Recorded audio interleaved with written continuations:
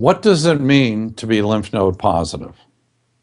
Well, typically it means that you are stage 2 with your breast cancer. And historically and typically it means that you're going to receive chemotherapy. And what have the criteria been that we've used in the past to determine if patients are to have chemotherapy?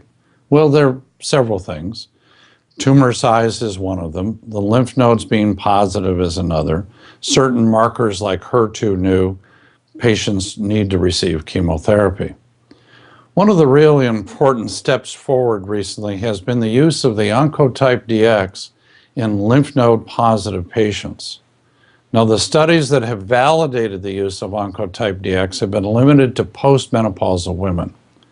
So let me give you a typical kind of scenario or situation where I would be using Oncotype DX in a lymph node positive patient. Typically, it's somebody who's postmenopausal. So the hypothetical case I'll share with you is, let's say, somebody who's 65. Secondly, it would be in somebody who has certainly no more than 3 positive lymph nodes, which is what the validation study was all about. But a better example would be somebody who has 1 lymph node positive. Then we go ahead and order the Oncotype DX and get back from that a recurrence score. Recurrence score can be anywhere between 0 and 100. In the low risk category of recurrence scores with Oncotype DX, the data is very, very clear that there's no benefit to chemotherapy. One of the advantages of Oncotype DX has been not only will it predict the chances of the cancer coming back somewhere else in the body over the next 10 years, but that continuous measurement of the recurrence score is also helpful in telling us whether a patient will or will not benefit from chemotherapy. The high recurrence score patients clearly need chemotherapy. The intermediate risk recurrence score patients are part of a national study that recently closed, but I want to focus right now on the low risk scores. So I'm going to give you a hypothetical patient, 65 or older, 1 positive node out of 3. In this patient, the margins around the tumor were negative, and the recurrence score was very, very low, let's say 5 or lower. That patient will not benefit from chemotherapy.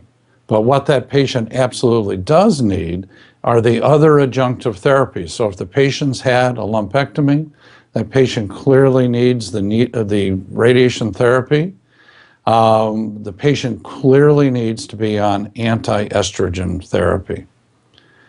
So this is another example of where traditional things like tumor size, the status of the lymph nodes, and other factors, we now blend into that decision-making process the recurrence score or molecular data, which is helping us therefore really tailor the therapy to the individual patient. Let me close this particular response by saying, I treat all of my patients as if they were my relatives.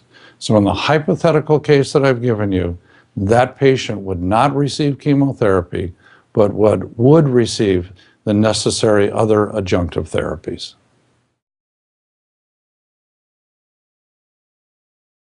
Hi, I'm Dr. Jay Harness, and I want to share with you important information that I believe that every newly diagnosed patient with breast cancer needs to know.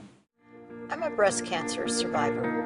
I am a breast cancer survivor. I am a breast cancer survivor. And I want every woman to know about personalized breast cancer treatment and the genomic test. A test that helps guide a woman and her doctor to the best treatment options for her.